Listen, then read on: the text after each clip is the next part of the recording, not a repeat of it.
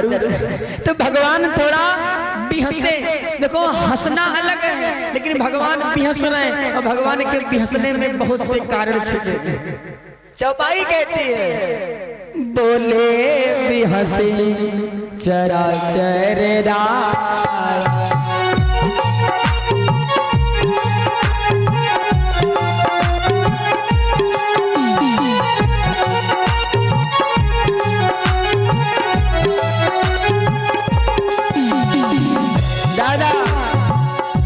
बोले भी हंसे चराचर राया, बोले भी हंसी चराचर राया, बहुते दीन बहुते दीन मन दाया,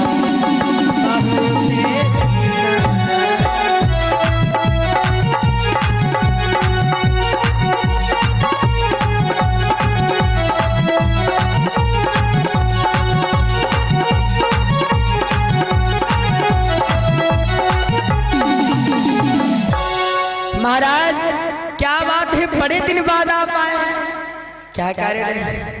अरे इतने दिन बाद आ रहे? तो नारद बाबा के महाराज ने कहा आए नहीं गए, ने कहा जाग गए तो आए गए। बोले काहे कहाँ रहो आप? तो बताया महाराज हम आपकी तपस्या कर रहे थे, लेकिन एक बात सत्य है प्रभु, अगर कोई आपकी तरफ बढ़ना चाहे ना तो ये देवता लोग उसे बढ़ने नहीं देते। बोले काहे क्या हुआ? कहा हम तपस्या करते रहे, इंद्र के खलन पर गए, कहो इंद्रासन ना हम मांगे। अरे हमसे क्या मतलब है इंद्रासन से?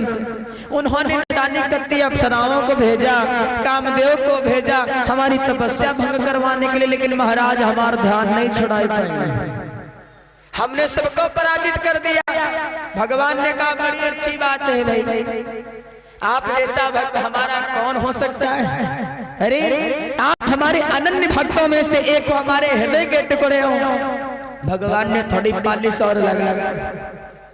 आज नारद बाबा वहां से कुछ देर बैठ करके बातें करके चले। अब भगवान विचार करने लगे कि हमारे भक्त के अंदर अहंकार आ गया, ये अहंकार रूपी वृक्ष है, और अगर मैं इसे हटाऊंगा नहीं तो नारद की जिंदगी बर्बाद हो जाएगी।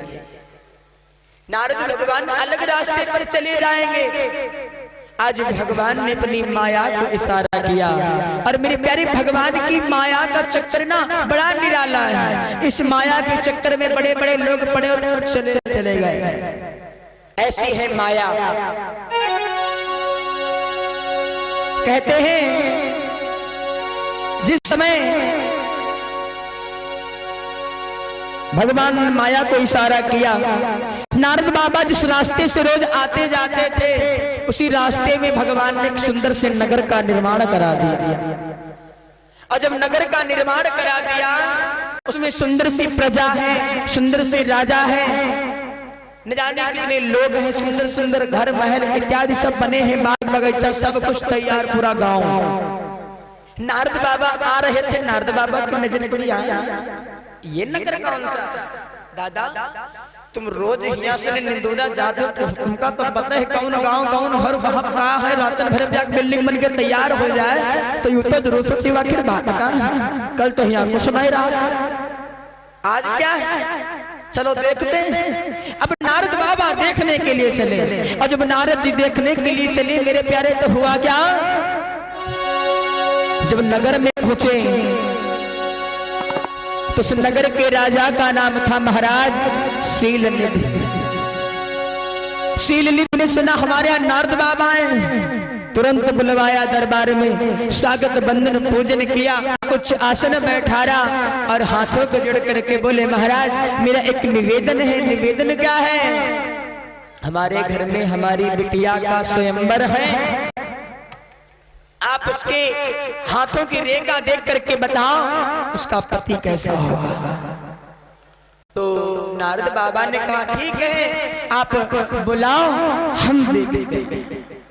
अब कन्या को जब बुलाया गया उस कन्या को नारद बाबा ने जब देखा, बात को समझना, और जब नारद बाबा ने देखा तो एकदम देखते ही रह गए, मन पलट गया। क्यों? अब हाथ पकड़े हैं, हाथ के बाद कुछ नहीं बताए रहे, वही बताए अपने मन की रहे। मन की बात कैसे, जरा ध्यान दें।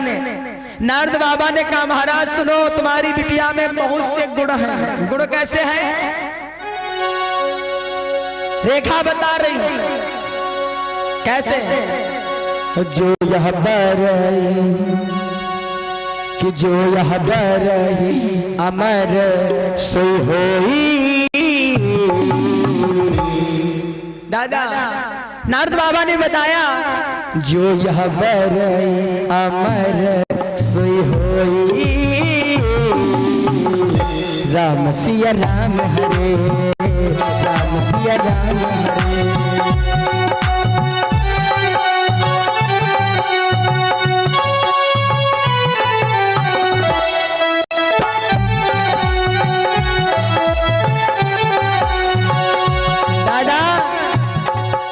नारद बाबा ने बताया जो यह बरैया मर सोई होई, समर भूमि जी ना कोई।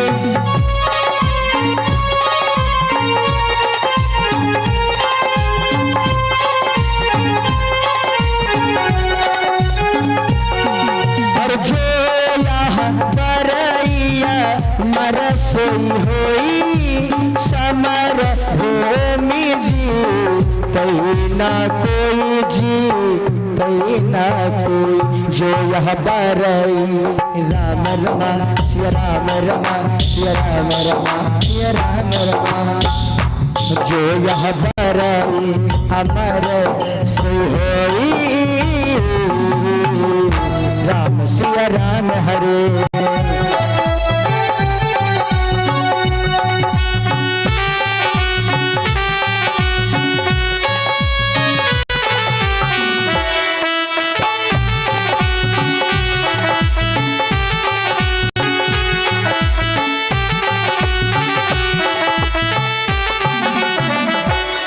जो यह बरई अमर सोई होई।